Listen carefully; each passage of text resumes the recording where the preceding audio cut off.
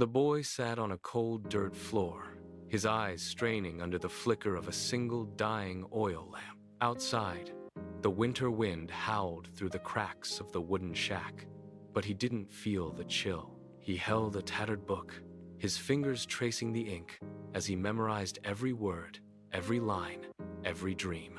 Neighbors walked past, pointing at the shack and laughing at his ragged clothes and his strange obsession. "Look at the dreamer," they jeered. To them, he was a boy who would never amount to anything. Years later, that boy stood in a crowded town square, his voice booming as he campaigned. He spoke of hope, but the world wasn't ready. When the results came, he had lost again. He walked away, his shoulders slumped.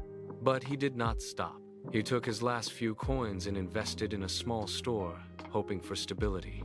Within months, the venture collapsed under a mountain of debt. He stood in the empty shop, staring at the bare shelves, his hands trembling. Yet, the next morning, he was back at his desk, sharpening his quill. He entered another race, faced another defeat, and then another. Each time the world said no, his heart said persist. He stood before a judge, arguing a case with nothing but a borrowed law book.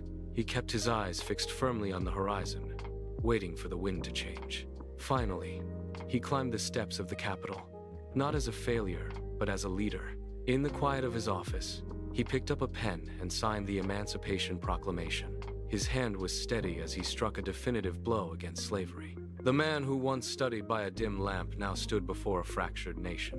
He proved to the world that a man is not defined by how many times he falls. He is defined by the speed at which he rises to his feet. He was no longer a dreamer. He was the architect of freedom.